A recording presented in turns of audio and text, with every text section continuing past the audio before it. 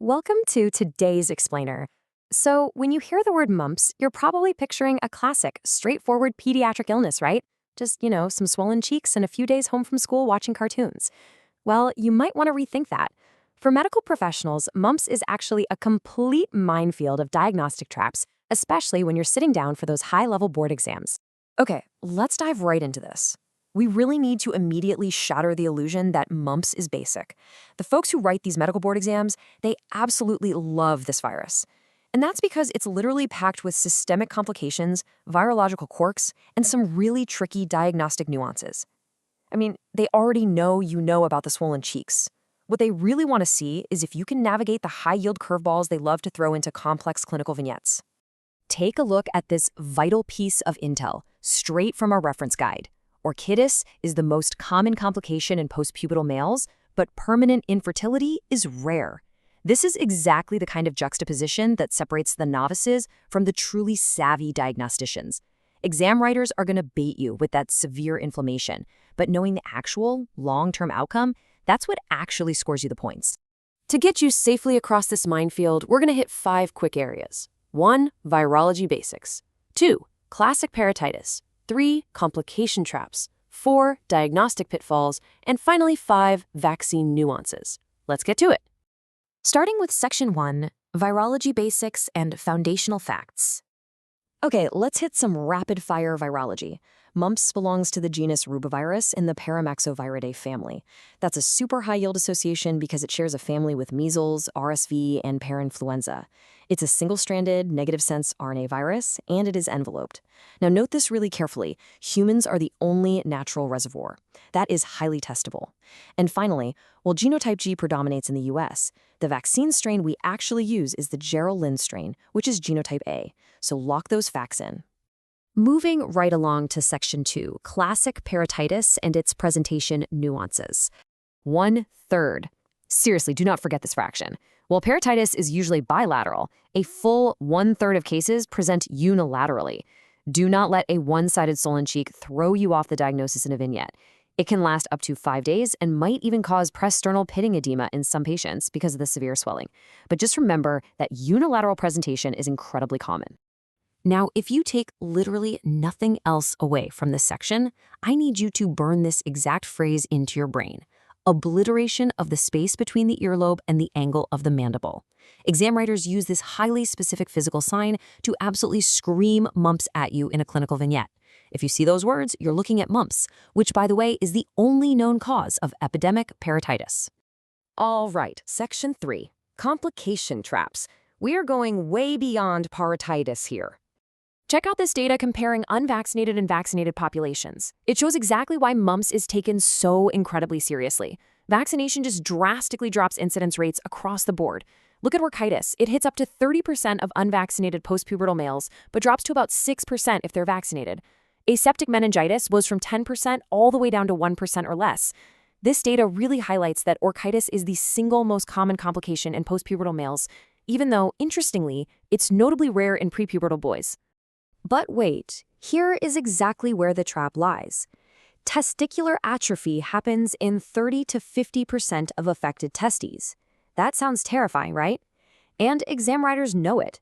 They'll try to bait you with that massive atrophy percentage to make you incorrectly select permanent infertility as the likely outcome.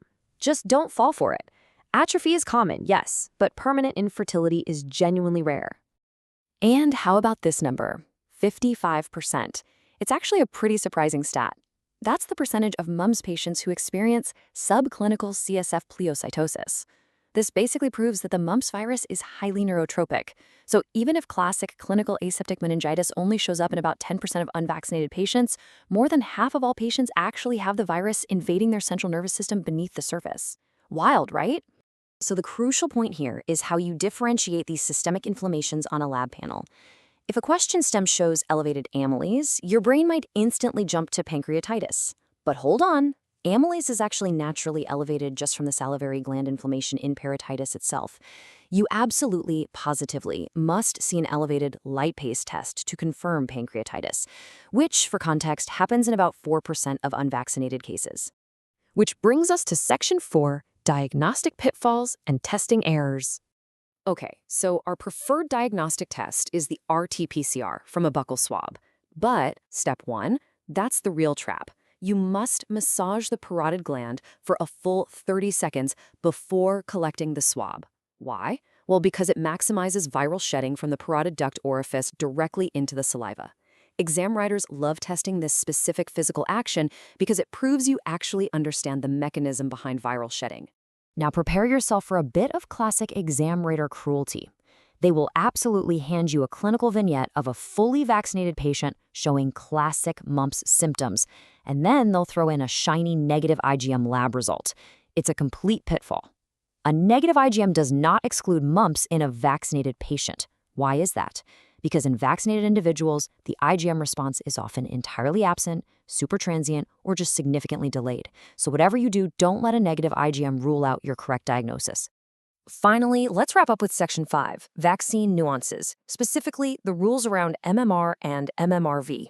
There's a really critical discrepancy you need to know between the first and second doses of the combined measles, mumps, rubella, and varicella vaccine. Giving the MMRV as a first dose to kids aged 12 to 23 months carries exactly twice the risk of febrile seizures compared to just giving the MMR and varicella vaccine separately. But for the second dose at 4 to 6 years old, there's no increased risk at all. And that is exactly why standard guidelines dictate giving those first doses separately. You also need to have a rock-solid understanding of waning immunity. This is simply the decline of antibodies after vaccination. And it's exactly why you're going to see clinical vignettes talking about recent mumps outbreaks in fully vaccinated college dorms. In fact, most of the cases in the major 2016 to 2017 U.S. mumps outbreaks were in fully vaccinated individuals, purely because of this precise phenomenon. Because of all this, test writers love to throw unhelpful interventions at you to see if you'll bite. Let's rapidly run through the distractors you need to aggressively cross out on a multiple choice question. Number 1. A positive IgG does not guarantee protection. There's actually no known immune correlate of protection for mumps. 2. Glucocorticoids are not of proven value for orchitis. Treatment is just supportive. Think cold compresses and analgesics. 3. Mumps immunoglobulin is not recommended for post-exposure. And 4. Giving the MMR vaccine post-exposure does not prevent illness. We have definitely covered a lot of ground today, but I want to leave you with a provocative thought that stretches a bit beyond your board exam. If a positive IgG lab doesn't actually equal protection, and even our fully vaccinated populations are facing waning immunity over time, just how secure is our herd immunity against the next big mumps outbreak? It really makes you pause and consider the real-world public health implications of these high-yield facts we just mastered. Thank you so much for joining me on this explainer, and hey, good luck navigating your next diagnostic minefield.